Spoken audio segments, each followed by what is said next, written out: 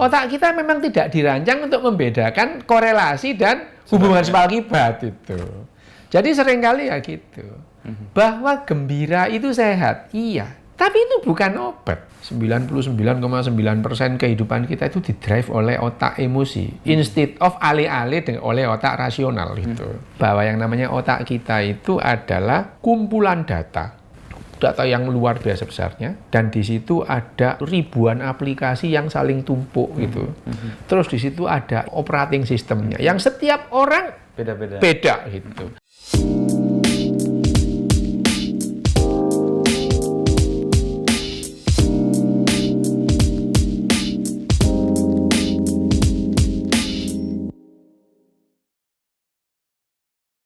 Oh, jadi sebetulnya perilaku manusia dibentuk oleh biologinya gitu.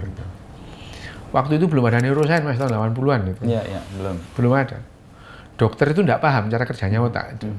Dokter itu tugasnya itu memperpanjang usia, bukan gimana caranya berpikir manusia, enggak gitu. Bahkan tahun 80 itu banyak dokter yang menganggap bahwa manusia itu masih ada dua entitas, ada jiwa dan raga gitu. Ini keyakinan, ya keyakinan. Meskipun kedokteran itu sudah akhir pertengahan tahun abad 20 itu sudah berpegang pada biologi. Gitu. Tapi mengenai jiwa itu tidak bisa, karena waktu itu sampai tahun 80-an orang masih berpegang pada filsafat. Kesehatan jiwa itu berpegang pada filsafat. Dan filsafatnya orang yang namanya Sigmund Freud, bukan filsafat yang lain itu. Bagaimanapun juga itu pernah berjasa, dipegang banyak orang. Gitu.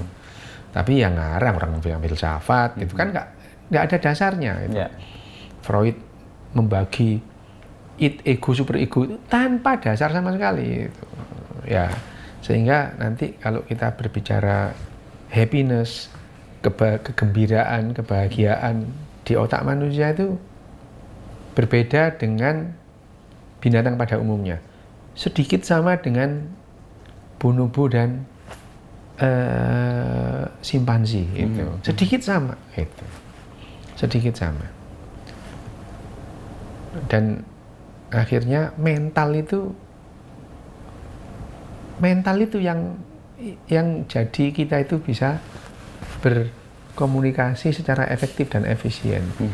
Dan kesehatan mental itu akhirnya berbeda dari masa ke masa gitu.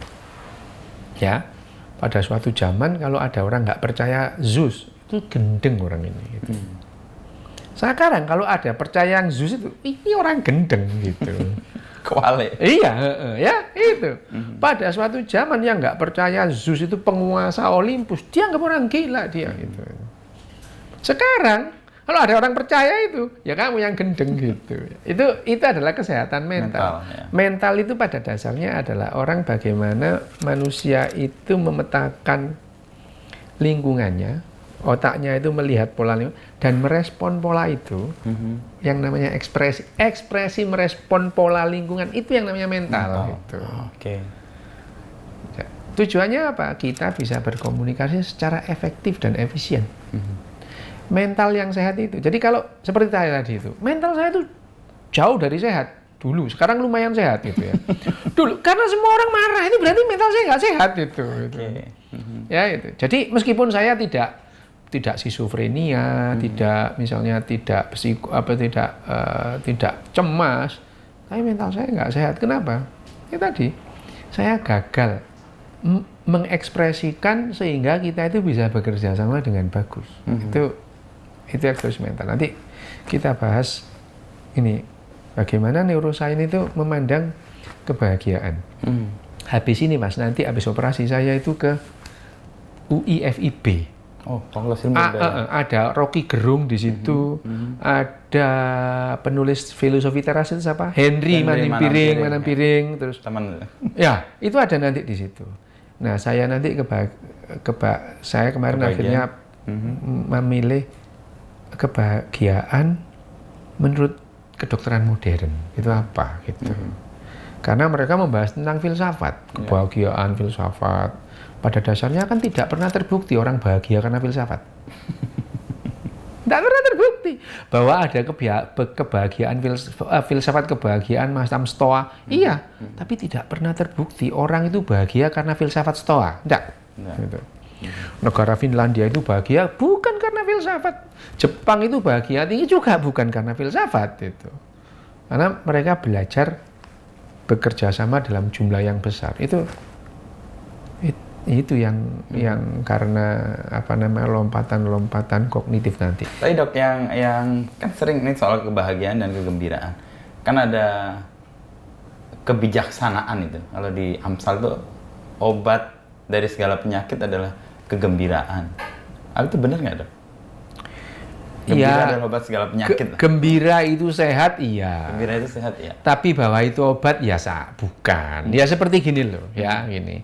ASI itu sehat untuk bayi, tapi ASI itu bukan obat, gitu. Oke. Ya. Mirip analoginya kayak gitu. Ya ini, otak kita memang tidak dirancang untuk membedakan korelasi dan hubungan sebab akibat itu. Jadi seringkali ya gitu. Bahwa gembira itu sehat, iya. Tapi itu bukan obat. Ya, obat itu kalau kondisi kita patologis itu apa? Kita mudah mati, ancaman untuk kematian itu adalah patologis itu. Sakit itu ancaman kematian gitu, ya. Pada saat itu kita memerlukan obat gitu. Kalau pada saat sehat kita memerlukan nutrisi itu. Ya gitu. Bahwa gembira itu membuat kita sehat, ya. Bahwa gembira itu sehat ketimbang murung, iya itu. Tapi gembira itu bukan obat. Sama dengan ASI itu sehat. Ya, terus kemudian buah-buahan itu sehat. Tapi sampean TBC ya nggak akan sembuh dengan duren gitu. Ya itu jadi gembira itu sehat, iya. Tapi gembira bukan obat. Itu bahagia itu sehat, tapi bahagia bukan obat. Pada saat orang sakit tipes, negara bahagia pun memerlukan obat tipes. Ya, nah. Revolusi kognitif yang ketiga gitu ya karena revolusi industri itu terus kemudian itu yang membuat kita lantas memulai bahwa banyak yang revolusi kognitif yang keempat pada saat kita kenal ilmu pengetahuan ini membuat manusia lebih gagap lagi gitu. Ya jadi nanti kita bicara mengenai itu. Monggo silakan. Apalagi poinnya? Ya poin-poin ini udah direkam ya. Udah di jalan. Jalan ya nggak apa-apa gitu. Iya. Tapi pertama nih Dok, sampai dokter tadi kan tahun 80-an menemukan buku yang mengubah dan membuat dokter kayak orgasme gitu ya tadi. Soal on human nature-nya E.O. Wilson. Ya, dan itu kan kayak jadi titik awal untuk dokter menggeluti neuroscience ini, betul? Enggak.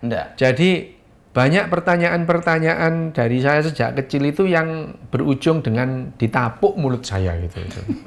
Ya ini ditapuk tau nggak? Ditapuk, ditampar gitu ya. Itu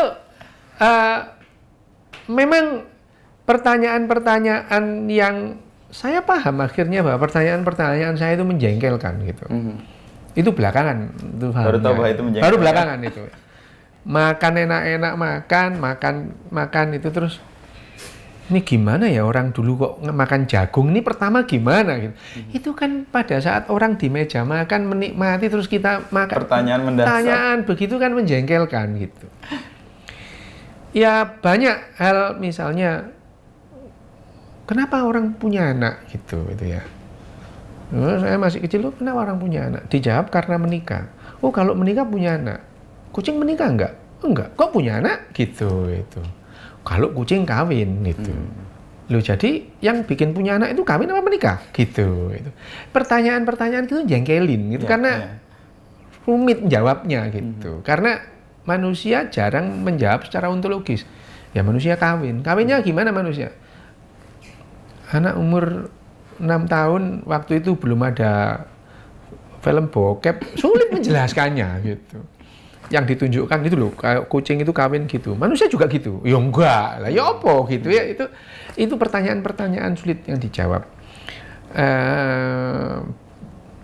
Waktu saya juga baca misalnya buku-buku antropologi gitu, SMP, SMA,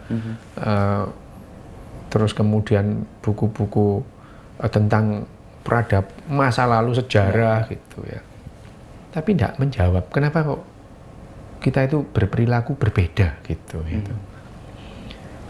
Nah, bukunya E.O. Wilson itu banyak menjawab pertanyaan. Jadi sebetulnya kita ini disusun oleh bahan-bahan alam. Ya, biologi kita itu bahan-bahan, otak kita pun disusun oleh bahan-bahan alam yang bekerja sesuai dengan hukum alam. Jadi penjelasan yang sederhana itu adalah penjelasan yang mendekati kebenaran, lebih mendekati kebenaran. Penjelasan ilmiah yang lebih sederhana itu yang lebih mendekati kebenaran. Ini doktrin memang, gitu. Ya. Kalau ada orang menjelaskan secara yang bulat, tidak ngerti dia itu. Ya. Jadi penjelasan yang lebih sederhana. Cuman saja kalau kita itu dijelaskan lebih sederhana, kita itu nggak mau, gitu. Pengennya yang bulat, gitu ya. Pengennya yang bulat, wah, gitu.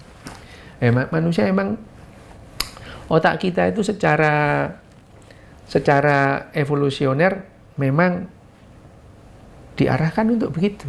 Secara evolusioner, karena seperti binatang-binatang yang lain ya Mas Inu ya. Binatang, kecemasan itu adalah senjata utama bagi binatang untuk mempertahankan kehidupannya. Betul. Senjata utama. Harimau yang melihat kijang itu sama cemasnya pada saat kijang menatap harimau. Duanya cemas. Otaknya cemas itu. Timbul kecemasan di otaknya, timbul kegelisahan di otaknya.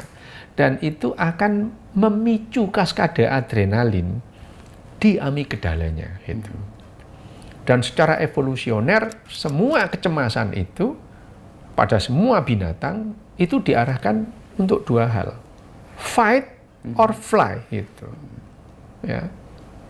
Jadi misalkan kalau kijang nggak mungkin ngelawan ya, misalkan babi hutan itu melihat predator itu dia ngitung-ngitung dalam waktu pendek itu ya, dalam waktu 50 nanodetik otak itu harus memutuskan ini dilawan atau lari gitu ya.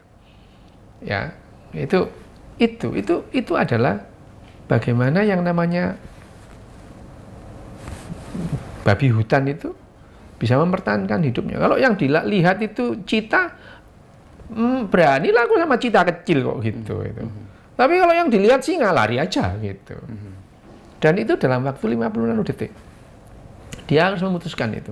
Sehingga kaskade adrenalin yang ada di otaknya, yang dipicu oleh amigdalanya babi hutan ini dengan singa sama itu.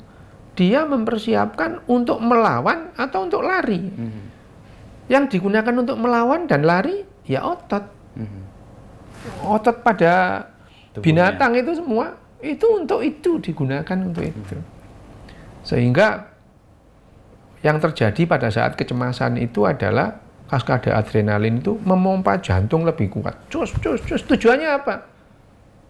Tujuannya adalah memberikan,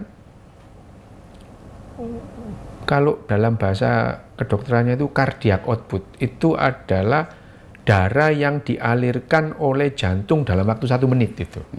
Kalau dalam teknik itu apa? Debit air kayak gitu, ya. Deras. Iya, makin banyak gitu. Cardiac output itu adalah darah yang dipompa oleh jantung dalam waktu 1 menit. Kalau jantungnya cepat, ya berarti cardiac outputnya lebih banyak. Menyediakan oksigen lebih banyak di otot, menyediakan glukosa lebih banyak di otot. Untuk apa? Melawan atau lari sama itu. Ya, darah di mulut nanti dulu. Darah di pencernaan nanti aja gitu ya. Darah untuk organ-organ reproduksi nanti gitu. Jadi pada saat kijang atau babi hutan itu dia lari itu untuk itu. Makan nggak mau, dia sudah hidup lebih penting, makan nanti bisa itu. Pada saat itu seandainya dia cowok sudah mendekati cewek itu, hilanglah horninya itu. Ya. Karena dia ada mekanisme untuk mempertahankan kehidupan. Kecemasan tadi itu mengarahkan ke itu. Mulut jadi kering. Pernah merasakan kalau cemas mulut jadi kering? Terus otot jadi kaku leher karena cemas itu. Perut jadi kebelet pup. Itu karena yang namanya aliran darah di organ-organ pencernaan minggat semua ke diarahkan ke otot gitu. Mata itu kalau adrenalin matanya jadi melebar gitu, supaya dia lebih fokus melihatnya gitu, lebih melebar itu. Jantung berdetak lebih kencang, nafas itu kan kecemasan gitu. Dan itu adalah senjata utama binatang. Kecemasan itu senjata utama binatang. Pada manusia juga ada awalnya gitu. Tapi begitu kecemasan kita menumpuk, itu menjadi gangguan kecemasan. Ada anxiety disorder. Anxiety sehat, tapi disorder tidak sehat itu.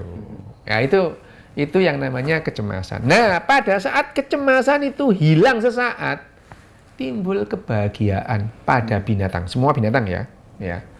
Yang namanya happiness pada binatang itu sama dengan kegembiraan. Jadi pada saat harimau itu menerkam kijang, pada saat itu dia merasakan kebahagiaan. Tapi kebahagiaan itu hilang pada saat dia mulai makan. Hilang kebahagiaannya. Otaknya itu otak kegembiraan, otak kebahagiaan pada binatang pada umumnya kegembiraan dan kebahagiaan itu sama. Sama persis. Sama gitu persis. ya. Jadi pada saat dia makan itu hilang. Tapi yang namanya kebahagiaan itu candu. Otak kita akan mencari itu lagi.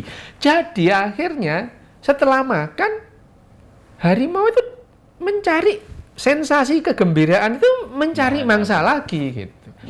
Itu yang mendrive kehidupan binatang. Karena yang namanya ya hanya binatang yang punya otak. Yang jamur nggak punya, tumbuhan nggak punya, bakteri nggak punya, monera nggak punya. Jadi kerajaan kehidupan yang punya otak ya binatang gitu. Nah, itu yang namanya kecemasan.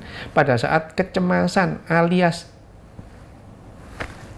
ancaman keberlangsungan kehidupan itu muncul, itu cemas. Tapi pada saat ancaman keberlangsungan kehidupan itu hilang, itu namanya gembira. Itu happy. Itu kalau di tikus itu ketemunya nggak sengaja gitu.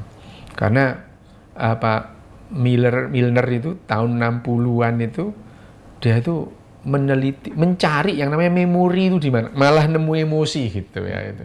Oh, maunya nyari memori itu di mana-mana nemunya emosi gitu. Dan akhirnya orang paham bahwa misalnya kita ini 99,9% kehidupan kita itu didrive oleh otak emosi, instead of alih-alih oleh otak rasional gitu.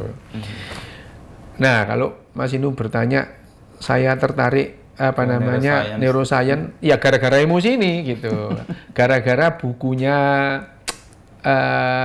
Daniel Goleman. Ya, itu buku itu ditulis tahun 95 sebetulnya. Dipasarkan tahun 96. Saya baca buku itu pertama, iki opo to ya? Kecerdasan emosi ono-ono ae gitu ya.